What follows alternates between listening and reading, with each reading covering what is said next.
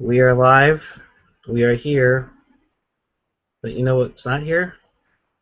Apparently the playoffs. Welcome to this edition of Pucknology After Dark. Following a 5-2 loss to the Winnipeg Jets to start their 7-game critical road trip, AJ Strong and Chris JWS join me. Guys, first off, happy St. Patrick's Day. Prior to the Woo! Prior to this show, let's know the consumption rate that you both have had so far. I'm at 4 Guinness and 3 car bombs. Oh, wow. He's way ahead of me. I'm like one big bottle of Denogonizer and 2 of these little Guinness blondes. Little shitty Guinness blondes. Those suck. Yeah, you know what? They're I've not tried too them. bad. You know what, though? I figured I would drink a beer that showed about as much promise as the Sharks making the playoffs this year. So cheers to you. God. And I was going to say, like, when you said we're live, we are live, unlike the Sharks. Oh. Hey-oh. Yikes. Yeah, that's Um, the kind of show it's going to be, setting the tone right now. Right. I mean, we are. The reason why I asked the guys what their how much they've had is this could get pretty bad pretty quickly, just like the game tonight. If you want to be a part of the show, and trust me, I think you all probably want to, there's the look. Hashtag Pucknology After Dark. You can tweet us comments, Puckeye14, AJ underscore JWS, at Pucknology. Gentry has apparently already hit the bars. All I have to say is, Gentry, please be safe. If you need a DD, call me. Uber, bro. It's Uber. like I saw someone tweet it out tonight. Reasons to drink tonight. Number 1, Sure. this game. Number 2, it's St. Patty's Day. Number 3, This game. Yep. Pretty much. Or like how, or one of my Twitter followers said, for the Stadium Series game, win or lose, we will booze. I think that's pretty much it. Yeah. All right, guys, let's talk about this game. Well, let's Start get it off. Do we have to? Let's get into it from the top. And the top was what? About a minute and a half before Winnipeg scored on the Emmy by shooting it from behind the fucking goal line. Are you kidding me? I mean, come on. And I tweeted after the second goal. After the second one he looked in, which I also thought was a little bit on the soft side. First thing I tweeted out was pull him now. He looks shakier than a California fault line. Get him out of there. It's clearly not his night. Put in Stalock, and then what happens? 3 minutes later, he lets in the third one. Well, I believe it was three goals on 8 shots in like the first 13 minutes. So you got to be kidding me with this. And real quick, I've always been the person who's been trying to go for moderation and defending the Emmy on here. I have no defense for him tonight. Like, I can't. Nah, you There can't. is no defense for that. Not when he lets in one from behind his own goal line. I mean, that was ridiculous. And looking at the numbers, it's funny how the numbers speak volumes in one way and don't in another. Where it's a case of the shots on goal for the final of the game. Shots on goal: San Jose 40, Winnipeg 22. And in the third period, it was 16-4 in favor of San Jose, which really goes to prove the whole quality versus quantity argument. When it comes to the power plays, which was the big motherfucker tonight, power plays. Winnipeg scored on their first 2 power plays. The Sharks barely got out of killing the third power play, and of course they get 3. And they go over. Now, granted, one of those power plays was truncated. They only got a minute of it. But still, it looked like garbage, and it had 0 shots on goal. The second power play, I believe, had 1 shot on goal. It looked a little bit better, but still, it was just the power play. Special teams overall, absolute garbage tonight. Even the penalty minutes, if you look at it, you take out, John Scott's ridiculous, another misconduct for being too tall or whatever, but he gets booted. Lord knows that guy wanted to find anybody to fight with them tonight. I think the person he should have looked for, maybe should have found Doug Wilson if he was in the house. Maybe go fight him. But you had 10 minutes or 8 minutes on each side in the face of penalty minutes. Face-offs won, right down the fucking middle. Same thing as the penalty minutes, 50% even. It's just, you looked at that game from the get-go. They came out, they just looked like they were ready to say, hey, you know what, April 12th, guys, not even a month away, we got golf. We're going to be at Pebble Beach, motherfuckers. And Winnipeg came out looking like they were on fire because LA leapfrogged them and they needed to get back in. You saw the difference between a team that it was, if you could encapsulate this perfectly, it was Eye of the Tiger. It was, Mr. T versus Rocky in that first fight. The one team just came in, just kind of like, hey, we play hockey, and the other guy came in wanting it, and Winnipeg wanted it tonight, guys. Well, one of their up there, I think it's been since they came back, since the NHL came back to Winnipeg, was fueled by passion.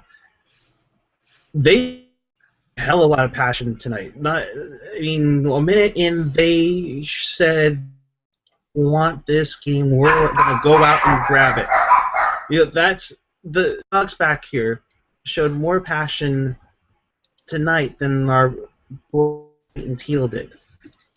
As Ray Lewis would say, there's some dogs in the house. Row, row, row, row. But okay, that's my cheesy intro to whatever the hell I'm going to say. Just with how much I've had to drink, I really want to curse a lot because I am just, Fucking go for it, man. Fuck, shit, ass, spit. But okay. So one point real quick. I will say, hold on. Let me say one thing. Eric's talking about that apparently Winnipeg is just fueled by passion, and you know what? I respect that. I'm totally down with that, and I get that because you know what? It's a lot fucking better than being fueled by football. You know what I mean? Oh yes, fueled by football. Thank you. So I would say one thing though, like in the Sharks' defense. I don't think that 16-4-ish thing in the third period was a quality issue as much as like I said, any team that's up 2 or 3 goals, they sit back, they let you attack all you want. They just don't let you get quality shots. They'll let you get lots of shots, but they won't let you get quality. So, but they even added 1 goal on. It wasn't until the second Pavelski goal was.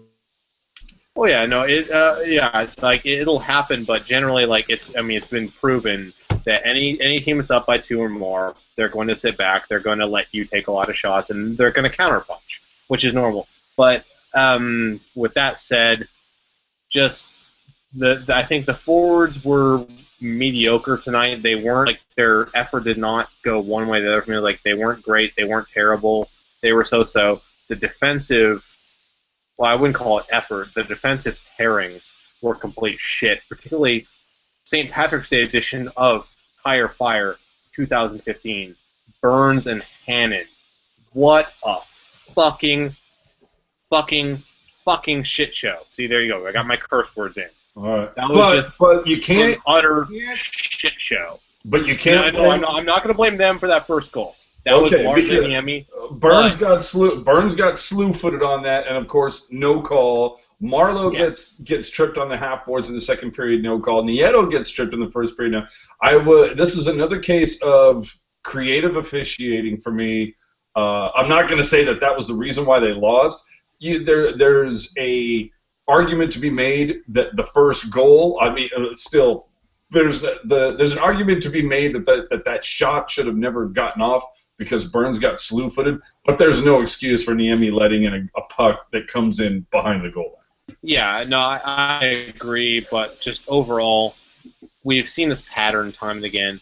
When you have Burns and Hannon as a pair, when you have Hannon in the lineup with anyone, but when Burns and Hannon as a pair is a defensive disaster. Now, did I they? need if I wasn't if it was St. Patrick's Day and I wasn't drunk as hell right now, I would probably have looked up the stats on them because I would bet anything they are just in a black hole. Very nice, good job. Now, I did don't know if they? I'm gonna have any more. Like if I get enough, if we get enough people tweeting at me on Twitter, I'll drink something more because I've had a lot to drink already. See, Did there they? you go. That's engagement right there on the show. But let me finish here real quick. Well, I just want to ask you a question. Sure.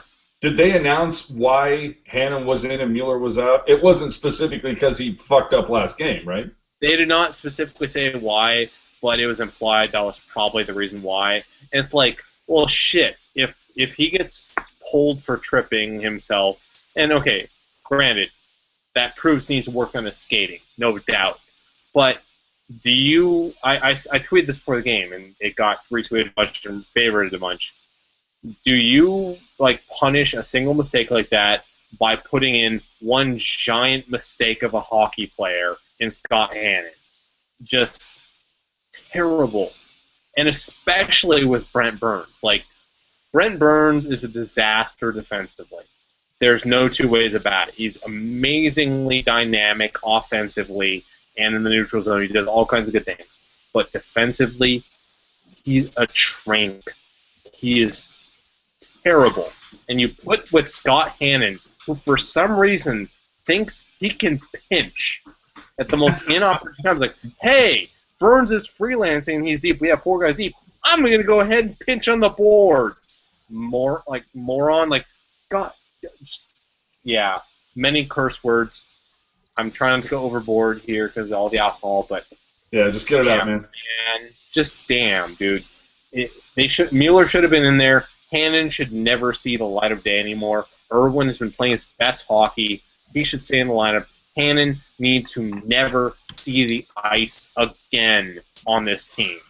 No, I agree with you. Looking at that first period, I have some notes down that one of the things was that 7 minute. Now we're talking about a Sharks team that this is if this isn't a must game, I don't know what the fuck is. Oh yeah, 4 times against LA in the playoffs last year. But aside from that, every game right now, game right now is a must game. It's a must-win game. They did not get a decent chance in the first. It took them 7 minutes. This is a team that is supposed to have nothing but urgency and have their ass on fire. It took them 7 minutes before they even got a shot off on goal. That is unbelievable. And let's look at it in echoing something that I was mentioning earlier on the Twitter machine. Ryan Bayer is saying Winnipeg is much hungrier because of the fact that they have not seen playoff hockey since the 90s. And to me, I don't give a shit if they haven't seen it since Toronto's seen playoff hockey. It's a case of the Sharks. That was it. They proved that they're just not about it this season. I don't care. I don't even think it has jack shit to do with Thornton and Wilson or any of that. They're just not the better team. This is that big fucking step backward that Doug Wilson was talking about to go 2 steps forward in the future. I wonder when that future is going to be. Yeah, well, I just wonder when that future is going to be. And let's be honest. Just as you've stated, I mean, Andrew Bench has talked about it ad nauseum. You've discussed it at full length. The Burns on D thing is not working. Will Wilson or whoever ends up being the GM come next October, are they finally going to say, okay, we're going to admit it, we're going to put our egos aside, we don't know what the fuck we're doing. This is a case of Burns needs to be the power beast forward that he was last season, and the Sharks scouting department, whether it's Burke or anybody else, needs to pull their collective heads out of their ass and learn how to fucking draft some D. The problem with that is that'd be too smart and too easy for them to do. I don't know about too easy, but yeah, too smart. Well, the easy path right now is to leave him there and pretend he's going to be Drew Doughty. Because let's face the reality here. Drew Doughty's not a great defender. Dan Boyle was not a great defender. But they had just that right mix where they could be the guy who could drive play and be that clear-cut number one defenseman. The Sharks do not have a clear-cut number one defenseman right now. Burns, they have to shield him from bad competition because he can't handle the top lines of the other team. Vlasic, as much as I love him, he's an amazing number two guy or an amazing anchor for your number two pair because he is amazing defensively. He's absolutely all there. But they don't have that guy who is the guy. They don't have a Doughty. They don't have a PK Subban. Burns is not that guy. He will not be that guy. They don't have a Pronger. Yeah, exactly. They do not have that dominant guy. Like, they really wanted Burns to be him. Dan Boyle was that guy. Like, Dan Boyle was not that good defensively, but he managed to stay out of enough trouble and drive play enough that he could get away with that. Burns just doesn't at this point. No, he doesn't, and the problem with it being is that they keep pushing and pushing it for him to be it. I didn't think he was a great defender before he came to the Sharks, and I thought he was more of an offensive-minded defenseman that was supposed to, kind of take over for when Boyle were either to move on or whatever, and it just. Well, they traded for him to be Dan Boyle. That's what they traded him for. They wanted him to be the next guy, and he's not. I mean, at this point, we need to stop pretending. He's not going to be that guy. And how much does that speak to how bad the scouts are, or whoever is scouting the potential trade partners that they're looking at? If they thought that this guy was going to be the next Dan Boyle, and he clearly isn't, it just goes to me. It's like I've stated multiple times, the Sharks haven't drafted a decent defenseman since Vlasic in the early rounds. They got lucky with Braun, they got lucky with Irwin. Those are all sub-fourth round guys. Tell me the one guy that they've taken in the last fucking decade in the top 3 rounds on defense. On defense in the top 3 rounds in the last decade. Now, if I remember correctly, when was Vlasic drafted? Was that 04? 05. It was 05. Okay, so you got a guy that worked out that you took in the top 3 rounds, a defenseman that you took a fucking decade ago. And who have you taken since then that has not panned out? Oh, well, Doherty and Wissert, Petrecki, Carl kind of, it led to you getting Boyle via trade. And if you actually go back and visit that trade, I think they probably could have gotten Boyle if they would have just upped the pick, and they still would have been able to hang on to Carl and given them a different prospect with a higher pick. But either way, that's all long gone. The fact is, the Sharks have a horrific history under Wilson's tenure of drafting D in the top 3 rounds. And and now the Burns thing with selecting D when you're actually just trading for it. Guys are supposed to be proven defensemen, and you traded 3 number 1 guys, in Coyle, Zach Phillips, and Devin Setaguchi to get Brent Burns. So good looking out, Doug. I blame them less for the Burns trade. I don't think it was a bad trade as much as at this point, though, they know enough to know he should be at forward.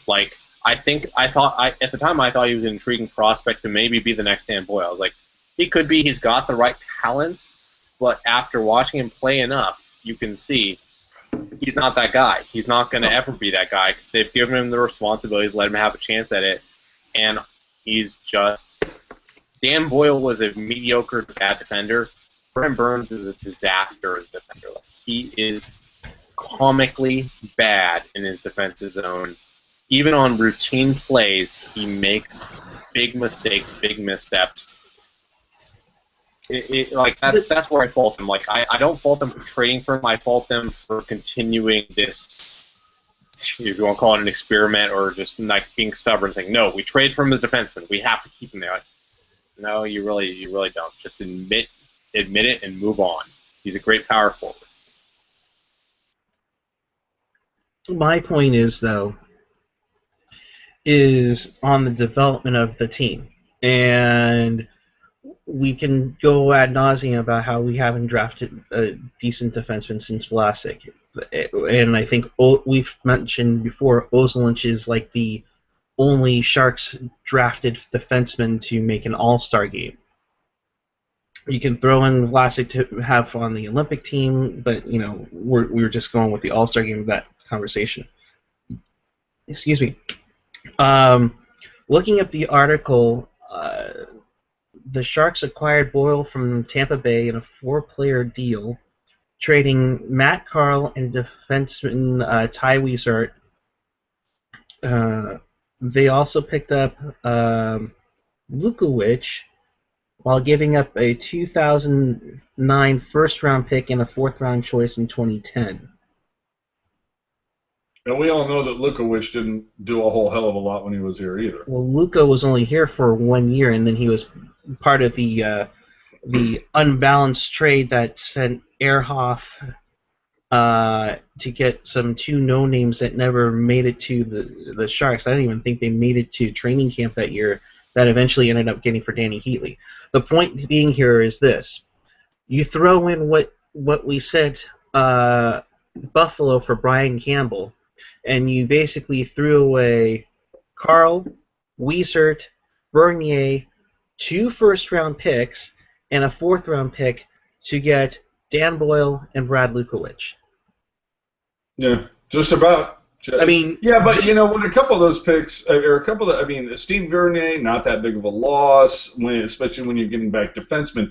But the thing is that when you look at some of the guys, like Craig Rivet was a defenseman that a lot of people liked. They, thought he was a solid guy, especially even when he was injured. He was like, God, Jesus Christ, this guy's going to be a coach next week. But you also had getting guys like Nicholas Wallin, who is almost like the defensive version of John Scott the way he played here. I mean, that was really bad. And wasn't there... there was 2 Whites. There was Ian White, who we only had for like a season. He ended up in Detroit, and he was actually pretty good. But then we ended up with another good. Colin White was good, and for some reason we decided to pass upon him. Yeah, and then we end up with Colin White, who made Hannon look like Nick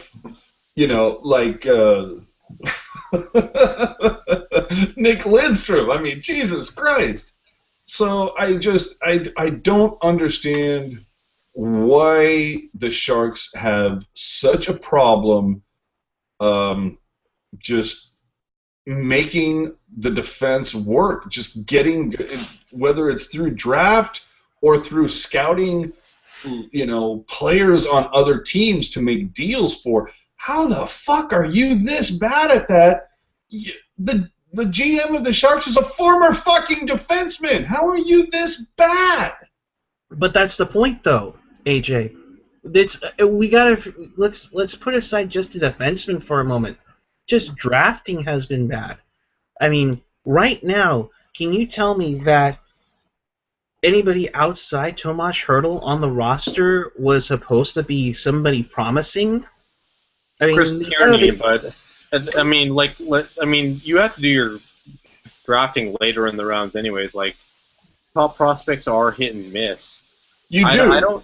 I'd be curious to see like a good comparison of our drafts year over year versus every other team. I don't think we've done too badly in the forward department, but the defense side is where I think we've, as a that's what I'm saying. Up. That's my point. Is look how much we're giving up just to get one missing piece. And the fact that if you look at it over the last 2 years, Hertl was, a top draft pick, right? And he came out gangbusters. I think we all would love to have seen what he would be like had he not gone through that horrific injury, taking the knee from Dustin Brown. But you look at it, you know what really kind of puts the nail down? Who is the biggest surprise this year? A guy who was undrafted. He was undrafted. Which we should give some credit for. They found a gem. let's be fair. We'll give credit there. So how is it that they're able to scout that they're able to scout guys that aren't getting drafted, but they can't scout the guys that they're looking at? And especially in the internet day of age, like I'm sure you've all heard the story about how Pavel Datsyuk had like only one other. Became have you gotta try that again, Chris. You totally froze up there. Yeah.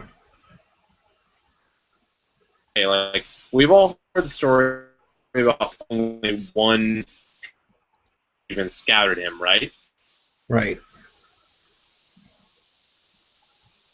Really an excuse anymore. I think Chris is having a bad connection. I'll hold on for a bit. Yeah, go ahead. Sorry, bud. Chris's connection is working like the Sharks power play tonight, so you have to give us a moment. It's this is, I mean, just an absolute fucking shitstorm. I just don't understand how you come into a game that you absolutely, you need. It just falls flat on your face.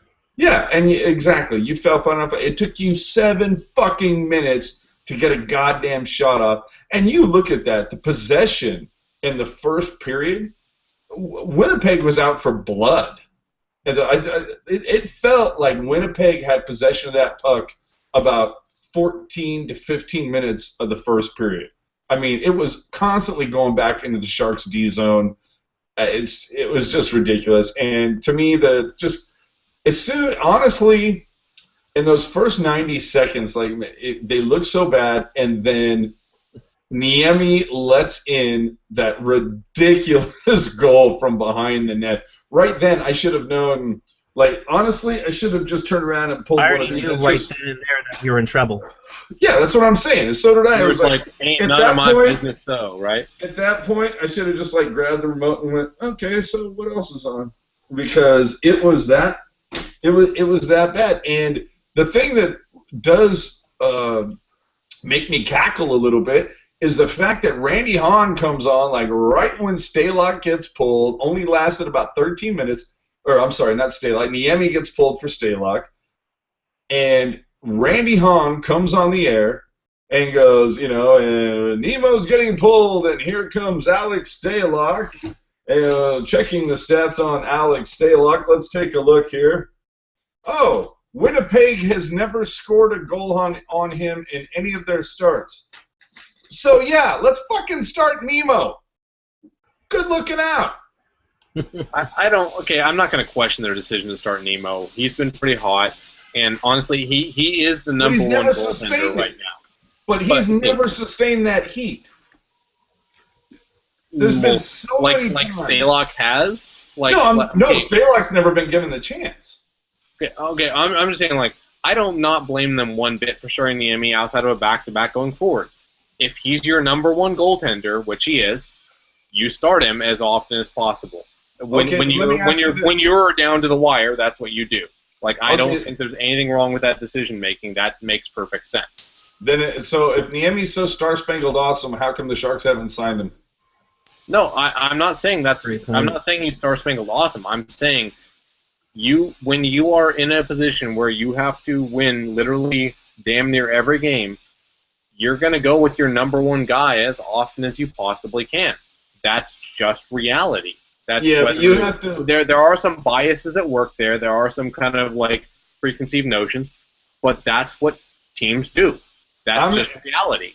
I'm not saying that starting Stalock would have been the difference in a win or loss tonight, but I will say, and it's hard to say this without sounding like a gigantic. Well, let me see. What's the proper word that Damon Bruce uses? Douchebag. It's hard to sound not like a douchebag where I'm breaking my arm, patting myself on the back. But I even tweeted out after the second goal where it was no, Niemi looks shakier than a California fault line. It's clearly not his night. After the second goal, I'm get him the fuck out of there.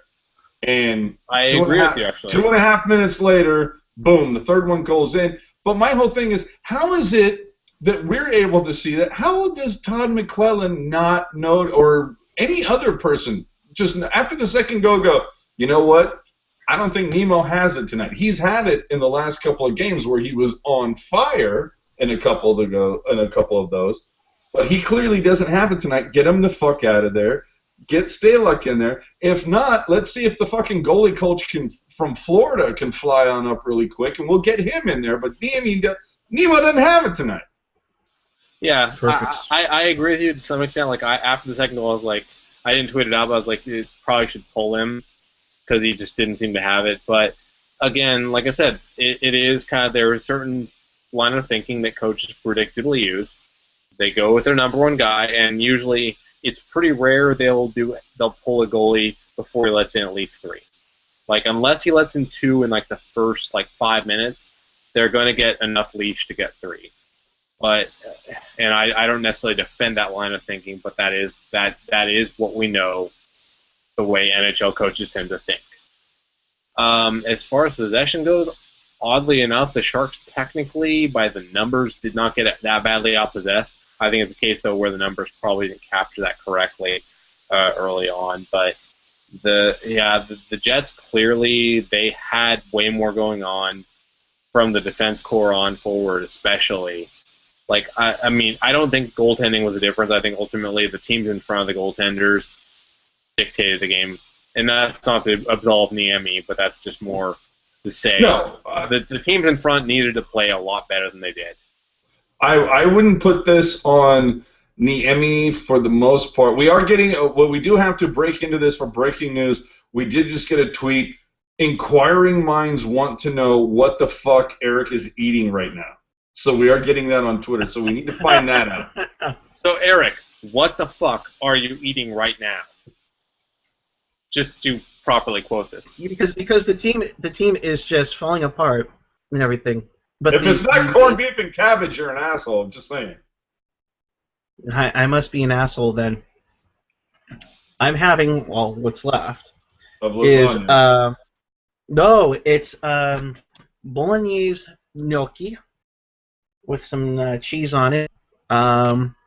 Very good. I'll give him a shout out. Yeah, there's something that we wish would happen for our goaltenders. A shout out to Mello's Pizza and Pasta in beautiful Pleasant Hill, California. Very good. We're looking for sponsors. Hello. Yeah. Thank you very much, Jason Barrett. Way to pimp your Italian places in the East Bay. Good looking out. It's one that he probably hasn't touched, but obviously. Anyways, while we're on the subject, we'll throw this up again. Hashtag Pucknology After Dark. Going through it, our friend, the infamous Crispy Churro with a 0, has tweeted that he's looked up the page for Tim Burke, director of scouting. He's a former defenseman. He was supposed to be. He was drafted by the Montreal Canadiens in 1975. Didn't play for them. He played in the minor leagues in Nova Scotia, the AHL, and in Jokerit in the in Europe. So your head of scouting and your general manager are both former defensemen. And you have a phenomenal history of choking in the early rounds at drafting D. Good fucking job. And speaking of which, good fucking job. If you could, if you enjoy the gig, do us a favor. There's a little subscribe button right down there. If you could click that would really help us out. We do need to get on the stick tip and your find bartenders as well. Yeah. Try the veal, tip your bartenders. But yeah, if you could hit the subscribe button, whether it's Eric hosting or Chris hosting, and hopefully either Eric or Chris will figure out how to make a Pucknology After Dark account, and we'll just do everything off that. But at this point, just subscribe to one of those two if you could. That would help us out. We'd appreciate it. We appreciate all the tweets that we get in and everything like that. We got some really nice comments earlier tonight, so we definitely appreciate that. Oh, shit, the Canucks just scored a goal. Well, fuck. Okay. So, anyway, with that, really let's take a look at the standings. Yeah. Do you have it up there? Now, did you make this graphic after tonight's? Yes, this is as of this moment. Although I haven't updated if Chicago won or not. So um, I'll just make sure that accurate. I'm pretty sure the Chicago number is incorrect, but that doesn't matter because we're not choosing Chicago. Chicago won, so Chicago has 90 points with 13 games remaining. That's pretty much the only thing that really changes on here. Um, that's your standings right now. Anaheim at 95 with 11 games left. Vancouver has 82 with 14 games left. Calgary has 81 with 13 games left. Mind you, Vancouver's playing right now, as we could tell. AJ, what's the score there? AJ. Which one? Which one? What are we looking for? The Vancouver score? Yeah. Okay, let me look it up. Go ahead. Well, you said they were playing right now, and I think that's the only team that's playing that would affect San Jose's standing. Right now, it is tied 1-1 against Philadelphia with 5 minutes left in the second. All right. So there's your update, even though that probably won't make any sense on the replay. Well, context. Yes, we're doing it live. Yeah. Winnipeg with the win leapfrogged the Los Angeles Kings, if there is a silver lining in it. Go Jets, go. They have 82 points with 12 games left. The Kings are at 81 with 13 games left. The Sharks sit at 76 with 12 games left, which means if they were to win out, they technically still have a shot at winning the Pacific Division with 100 points if Anaheim just shits the bed. Wouldn't surprise me at all. Good one, Eric. Yes. Yeah, but you know the one interesting thing to look into this is at least to kind of pay attention to the battle. And granted, St. Louis has 2 more games remaining, but the battle between St. Louis and Nashville has actually gotten kind of fun to watch. Very much so. And don't forget Chicago is still in it too, with 14 left. If St. Louis and Nashville were to falter, Chicago could steal it just like Colorado did last year, as everybody was going back, Chicago, St. Louis, and then all of a sudden Colorado pulls out the Central out of nowhere. Now, You just never know. Let me interject here for a second. The interesting thing, who did Chicago? I'm sorry. Can you do me a favor, Eric? Can you throw that graphic back up? Thank you. Yeah. Now, Chicago lost a key component for essentially the rest of the season, right? Yes.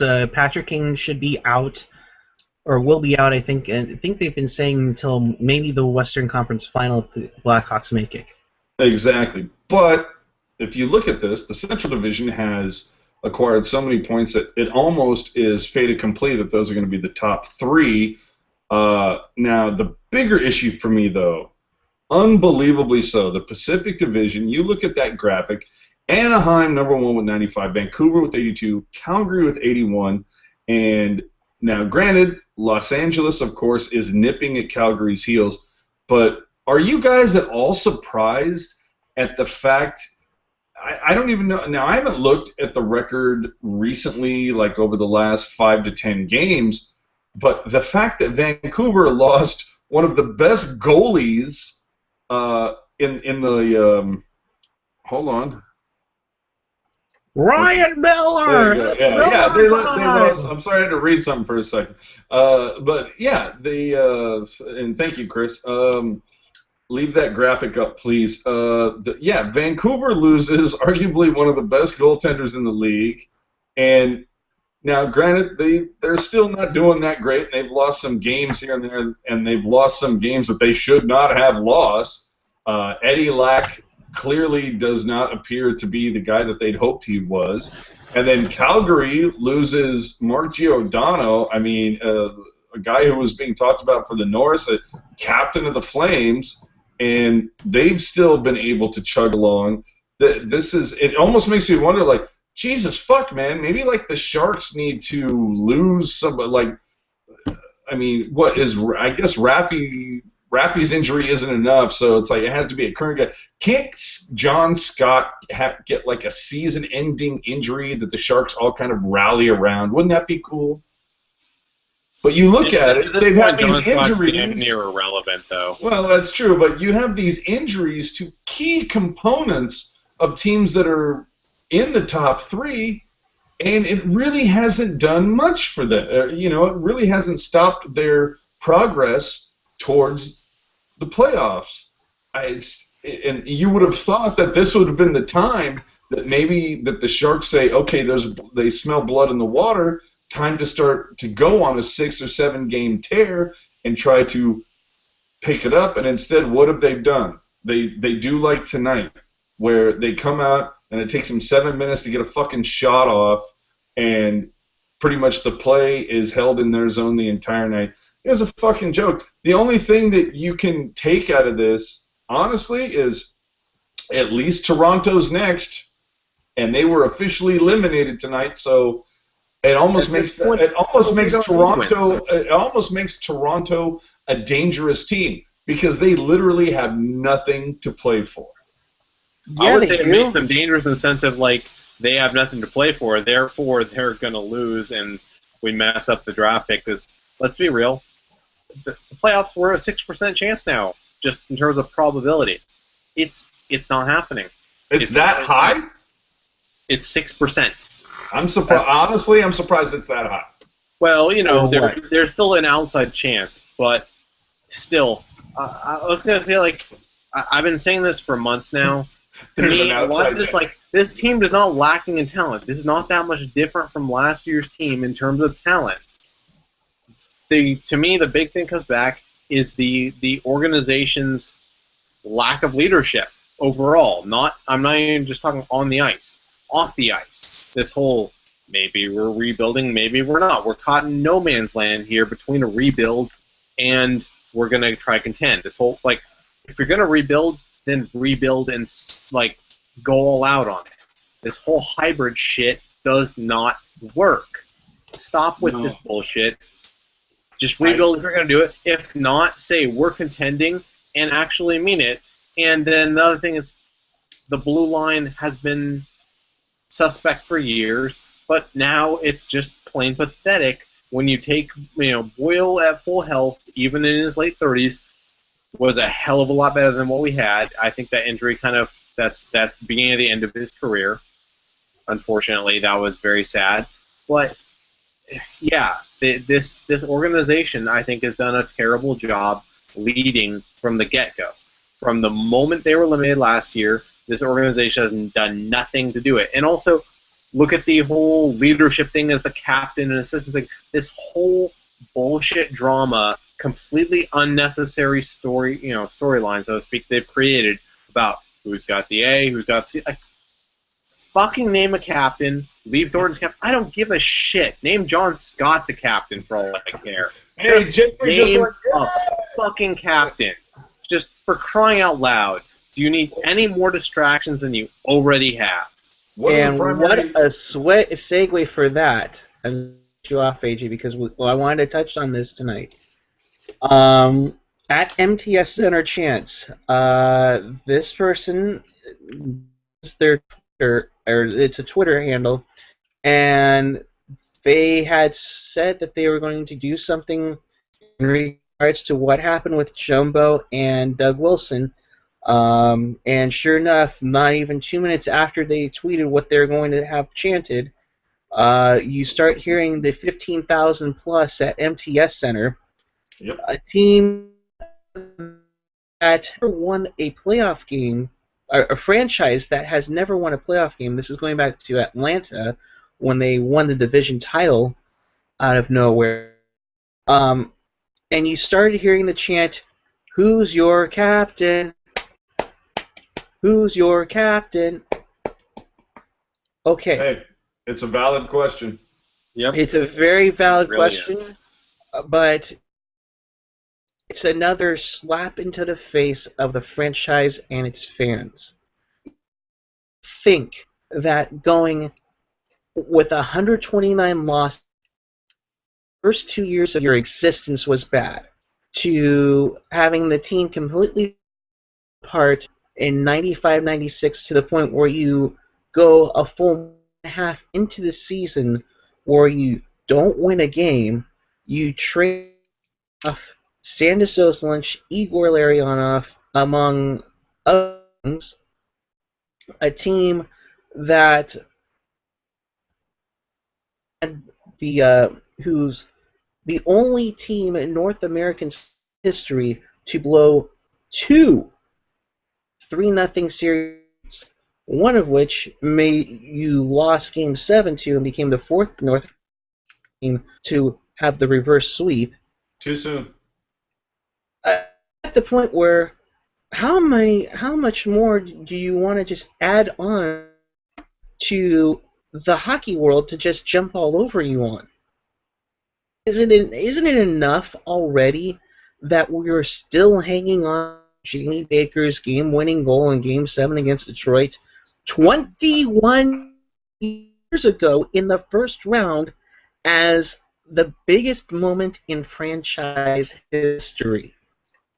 No, I and absolutely agree. plus, by the way, the 3 Cups championship banners that you see at the Pond and Staples. I mean, doesn't that want to just inspire you? No. I mean, we all remember Game 7, the post game was like how everybody was saying, well, back in 2010 when the Boston Bruins blew a 3-0 lead to the Philadelphia Flyers, well, next year they came out and won the Stanley Cup.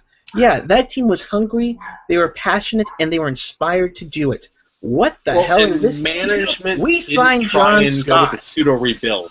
Management on that team did not go with the pseudo rebuild. This was an 111-point team last year. This is near damn the same team. This is not that different. This is inexcusable, and I blame a large part of this on management. Like, some of it goes on the players, but management went with the maybe we're rebuilding, maybe we're not. I don't know. It depends on which day you ask me. Like, this whole, if you're gonna, like I said, this is the no man's land problem. Don't do this bullshit where you're halfway in between. Pick a direction and stick with it. The fact. Apparently someone's car is being broken into. I apologize for the AKA, it's just San Jose. Yeah, that's right. It really isn't that much of a difference between this season and last season. Obviously, you're going to see the bigger differences on the bottom lines. I mean, the top 6 guys, with the exception of Carlson, they were all here last year. But the thing is what do you think are the biggest keys from last year? I think if you talk to any Sharks fan who watched last season and this season, the first 2 names that's going to fall out of their mouths are going to be Dan motherfucking Boyle, not being here anymore, and it's going to be Brent Burns, and the fact that he's not at forward anymore. Those are the 2 key fucking differences, and the fact that they made those moves and they didn't fill the holes that they created. Now, Melker, see, now I'm having Jeremy Roenick syndrome trying to pronounce his name. But the milkman, Carlson, has admirably tried to fill that hole. And he's done as well as he can. But the fact is, if you're going to let go of a Dan Boyle, you better fucking find a way to find the next Dan Boyle yesterday if you plan on doing anything going forward. How do you tease the Sharks fan base with such a phenomenal player for 5 seasons, and then you just let him walk when you look at the size, the money that is sitting there in the cap, over $10 million under the cap. It's just sitting there. You could have had Dan Boyle for a fucking song, and you let him walk. Those are the biggest differences on D. And when it comes to the banners that Eric was bringing up, yeah, I don't know, honestly. Like, okay, if I was to go to the Ponda, or if I was to go to Staples and to see a Stanley Cup banner in Anaheim or 2 in LA, I don't know what's worse. And in fact, no, you know what? Now that I think about it, I do know what's worse. it would be far less worse for me to go down to SoCal and see a couple Stanley Cup banners in the rafters than to come to my own barn and see two banners up there, two retarded fucking banners that say regular season Western Conference champions, as if that means dick. President's Trophy? Sure. Division winner? Sure. Regular season? Get the fuck out of here. Are you so desperate for fucking banners? That's what you're going to put up? Fucking retire Urbe's number. Retire Nolan. Retire Ricci. Don't fucking put that shit up there. The point that I'm going to make is going to sound weird. Detroit once had Western Conference regular season banners in their rafters. I believe so. They got the idea from the Dallas Stars, who also have those. Yeah, but we don't know how much Doug loves to model the franchise after Detroit and New Jersey, so I get it. Well, to quote one of our followers, those guys, but there's a lot of things those franchises do that we don't do. Exactly. Like hire Scotty Bowman. Yeah, well, it doesn't. It helps that. Do you think you'd see Stan Bowman sign John Scott? Like, honestly, name the last thug in Detroit. Name him for me, please. Name what? Name the last pure fighter thug in Detroit. Mike Babcock. Babcock.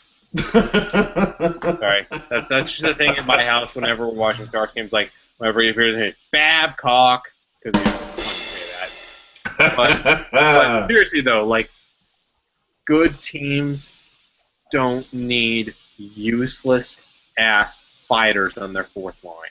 Absolutely. Good teams have guys who can contribute, in actual ways like little scoring, let me ask you something. Possession, something.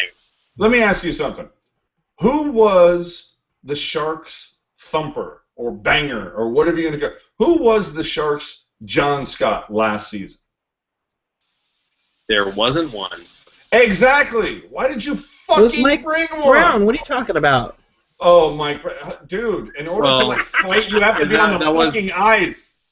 That was late in the season, yeah, but still, and yeah, that was a dumb acquisition. That was just like I said that at the time. I was like, okay, this team is very good, and that's your addition to that's your addition. No, I totally get it. I understand. I understand, and you know what? From the Twitter machine. You wanted to know the last thumper they had? Darren McCarty, which I totally agree with. And who was that blonde douchebag for Dallas who wore number 2 on defense? Who was such an asshole? Darian Hatcher. Yeah, there's another douchebag. But anyway, getting back to that, yeah, you didn't need to sign. Oh my fucking god! You're gonna tell me literally that John Scott is gonna provide you more upside in any way, shape, or form than starting Tarasov or somebody else? I can understand getting a guy like Steve Downey or Raffi Torres, a guy who is a shit disturber, but actually has a bit of offensive upside. But John fucking Scott, you know what? Next year, you know what? Hey, Doug Wilson, do me a fucking favor. See if Sean William Scott is available to reprise his goon role for 82 fucking years or 82 games. Okay. I mean, it's the same fucking thing. What the fuck? I've said it before, and I'll say it again. The way you beat the best teams in the league is you don't have the best goons. You have the best hockey players. Let me say that slowly. People who are skillful on their skates and using their sticks to play this thing called hockey. Because bottom line, you are fucking playing hockey. You need hockey players. You know what, man? You just made me I almost started to water up a little bit because you used a phrase that I'm so used to hearing with Tolbert on Wednesdays when he goes, "Let me tell you about a little game called hockey." Oh yes. You remember man, that's probably the thing I missed the most though is his conversation with Tolbert. Him on the broadcast is awesome. Him just shooting the shit with Tolbert once a week. That was awesome, especially when during the playoffs they had him on every single day. It was Tom Tolbert. awesome. Do I It need to break was out the fucking sappy great. music for you guys? Oh, We need a little bitch, violin please. music here so we can feel Bitch, sad. please. Do we need to bring up Ray Ritney's retirement? Just calm the fuck down, slow your roll, stay in your lane, okay? Calm down. I'll break out the Sarah McLaughlin right now for you. Mellow the fuck out. All Wait, right. we have to say there McLaughlin. We have to have that Brody picture. That was great. Okay, boys, we're getting up on it. It's almost 9 o'clock. It's been about an hour, which is what we normally roll. Let's So take it next to the game- tweets. Oh, okay. I'm sorry. Go ahead. Yeah, might as well just get a lot of these out of the way. Eric Landy, look, the two reasons we're in this position. Pavs not a second or third line center, and Burns as a D-man. King Shark 49, spot on points. Hashtag name and effing captain. What pisses me off the most is that we have better talent than Calgary and Vancouver, but are out. Eric Landy again, guys. If you ever need help with the accounts or podcasting, let me know. We will, of course. King Shark 49, I think, has had too much to drink, even more so than Chris and AJ combined. AJ's Hardly. No, wait, hang on. He says AJ strong for Sharks GM.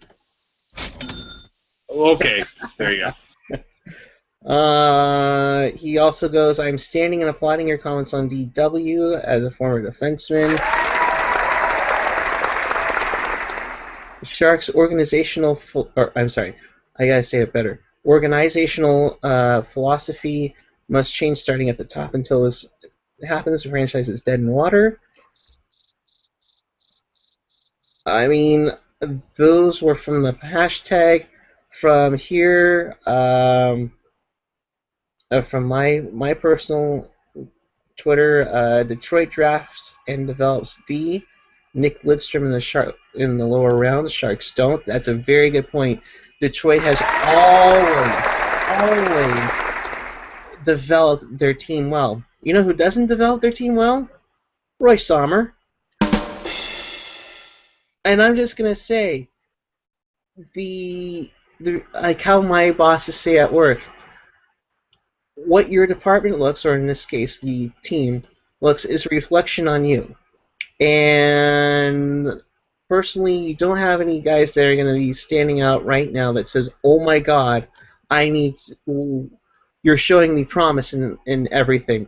Hurdle had that. Mind you, Hurdle didn't really play in the minor leagues until he had that little call-up during the All-Star game. At 81 Bear, Douglas needs to go. He's had 10 plus years to get it right, and he failed. Our good friend Somos Canucks, that's still more than the Leafs have done in the last 25 years. And yeah, this is true, but again, do you measure yourself against, like, someone like, well, I'm hungry. Well, they're starving children in Africa. Is that how you measure yourself? Just saying. Well, the point that I'm going to come back with is only the Winnipeg / Phoenix / Arizona / maybe Las Vegas franchise has been in the league longer and hasn't made it to a Stanley Cup final. Now, if you wanted to throw in their WHA days where they actually won a championship, the Sharks are the longest current franchise to never played in a championship series. Happy 25th anniversary, people!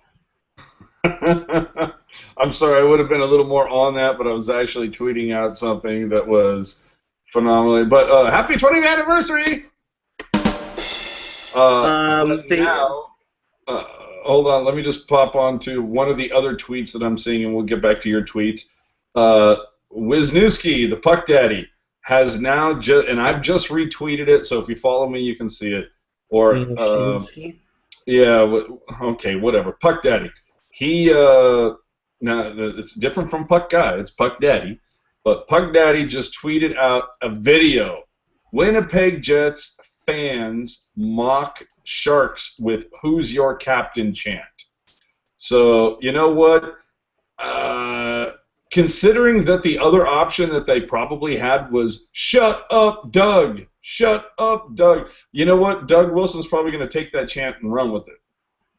See, at Fan Appreciation Night, we need to start that exact same chant. Like, which one? Who's your captain or "Shut Who's your up, captain? Doug"? Yes, because like if I'm going to be there for that night, man, I got some things I want to get off my chest. I really hope the fan base as a whole, we can hold them accountable in some small way and let them know we are pretty pissed with this result.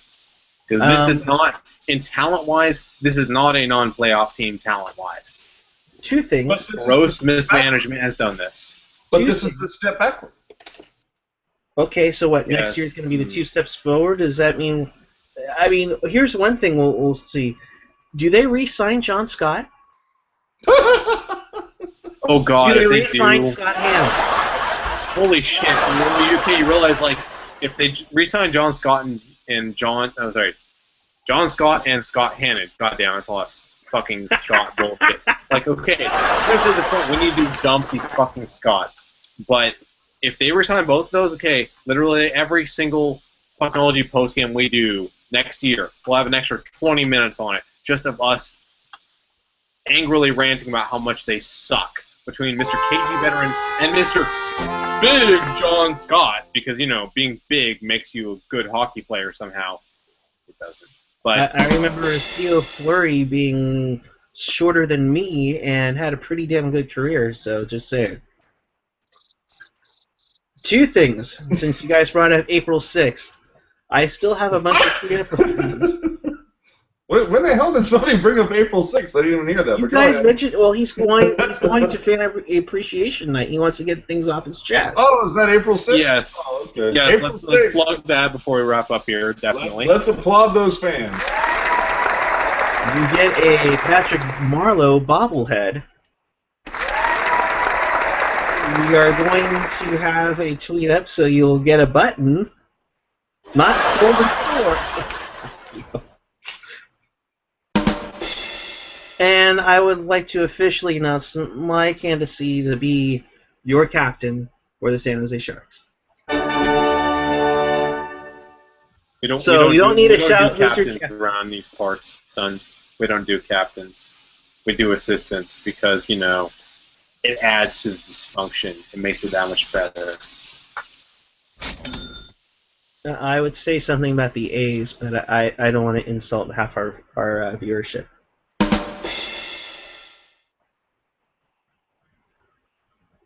So, anything else? Final thoughts, AJ and Chris? Going in Toronto. Let me see. This might be a must-win game. I'm not sure, but it might be a must-win game. You're going to face Toronto, a team who is officially eliminated tonight. I'm sure that you know what, the Canadian media, especially in Toronto when it comes to hockey, they're so demure, they're so mellow, that I'm sure they're not going to talk about Wilson versus Thornton at all. Nobody's going to talk about that at all. You know, it's already... No one cares. Yeah, Nobody cares. Nobody cares. They're just excited about the Raptors and Blue Jays baseball. Exactly. They're just going to ask Logan Couture how he feels about the Blue Jays' chances this season. That's pretty much going to be it. They're going to be so mellow and very demure. Hey, don't forget, CFL's right around the corner.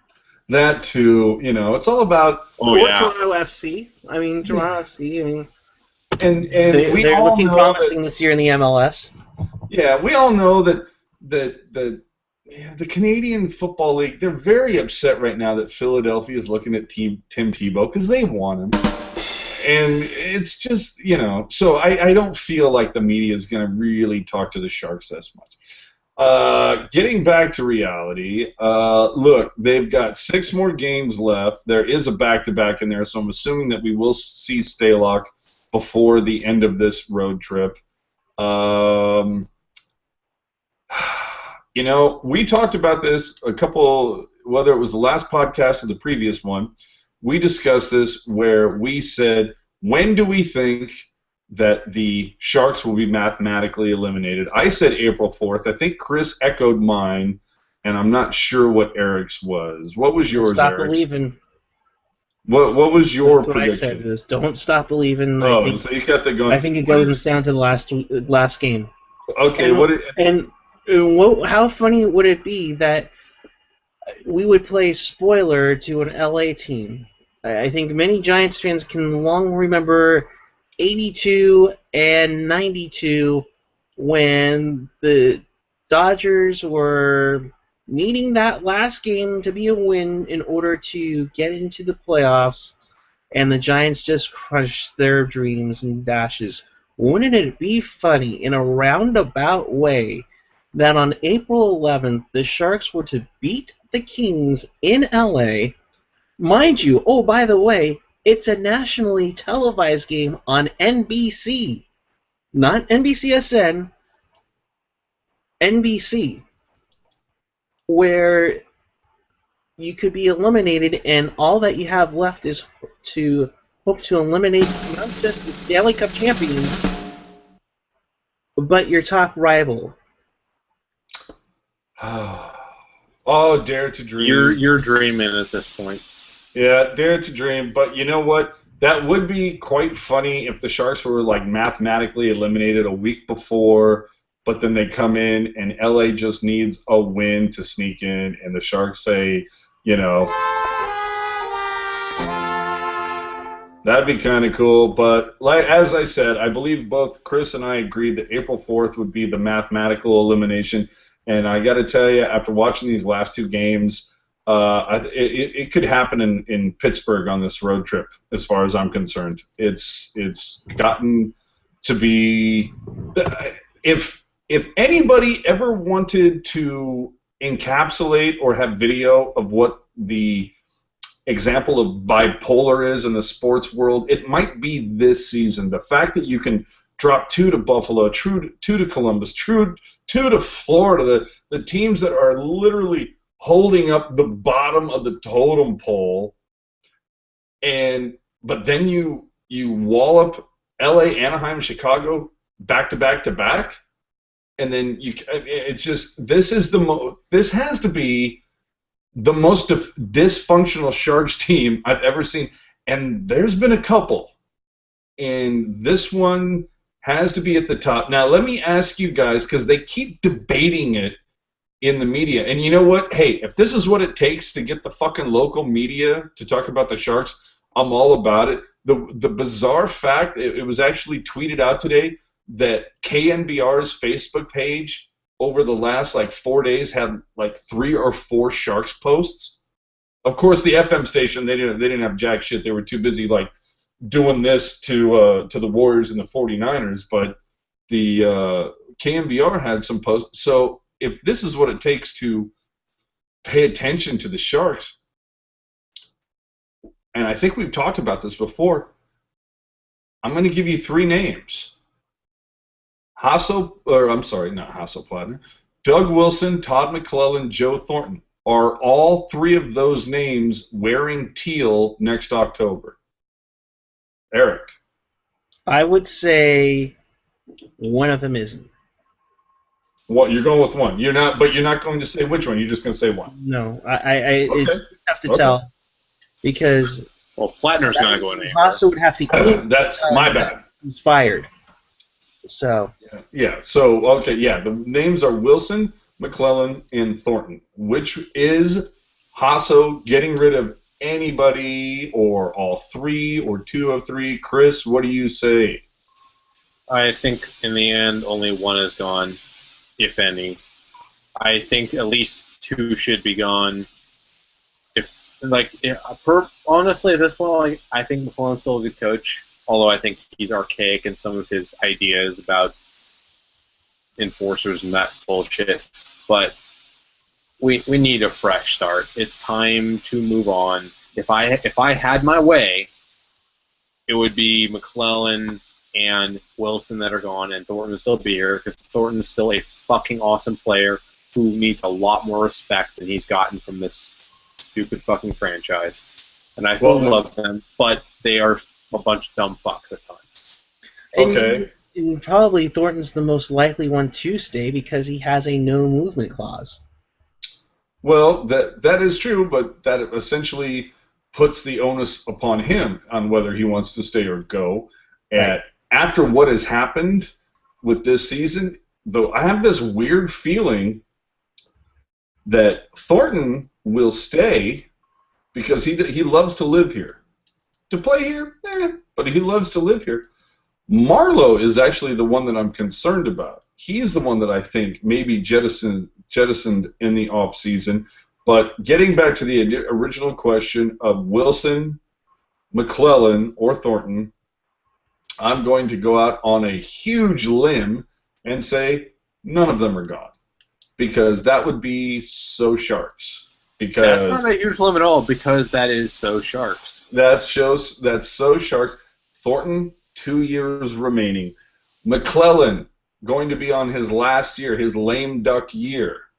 And Wilson, who apparently is Plattner's brain trust when it comes to hockey in San Jose, is going to stay there. Now, it's hard to shit all over McClellan or Wilson without having a name in the back of your head to step up and take the place of those people if you decide to shit can them.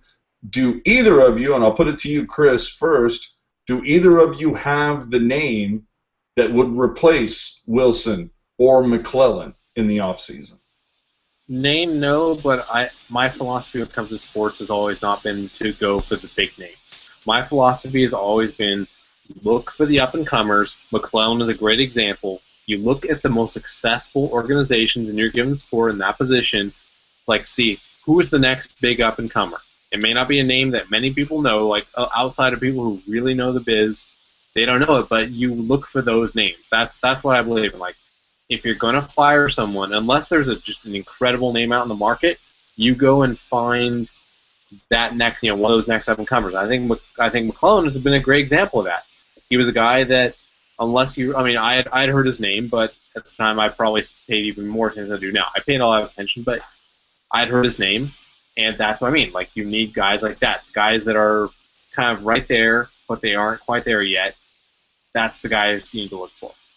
Okay, so essentially you're saying that you would do absolutely the opposite of the San Francisco 49ers front office. Okay, Eric, your thoughts. Well, not necessarily the opposite, real quick. Not necessarily the opposite as much as they didn't go for the up-and-coming names or even, like, the retreads. They were like, well, they didn't go for we're going to go with option 3 and be like, let's bring in someone no one thinks anyone would ever look at, retread or not.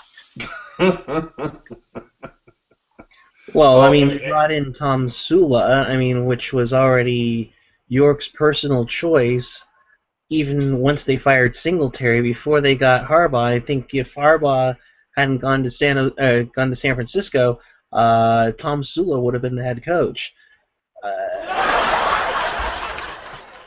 I'm your puppet. Oh, sorry. Well, here's my question. If Harbaugh had never came to San Francisco, would the Niners still be at Candlestick right now? Ooh, wow. Okay, that's one to debate. Yes, they would, because if you look at the timing when they got the financing for that Santa Clara Stadium, it was right around when they were like 10-1. It is no coincidence. Let me steer the ship a little bit. This is something to get into on the next program. We can cover Borland retiring from concussions. We can talk about that, but we're over an hour now. We need to wrap it up. So right. Eric, please do the honors. We will take it home. The Sharks lose 5-2 to the Winnipeg Jets. The Jets jump back into the playoff wildcard spot, leapfrogging the Los Angeles Kings. The Sharks will play again at 4:30 on Thursday in Toronto. All I gotta say is if they lose that one, man, oh man, it's gonna be ugly on here and all over the hockey world. That being said, I'm still sticking by my 5-1-1 prediction. I still think they'll figure this out. And you know what? even if they don't, this song seems appropriate because if they don't make the playoffs, it's almost football season. That being said, have a wonderful Thanksgiving. St. Patrick's Day. Be safe out there if you're going out tonight. Get a designated driver, Lyft, Uber, whatever. Until Thursday, we hope to hear from you then. Keep it real, keep it fresh, keep it real fresh.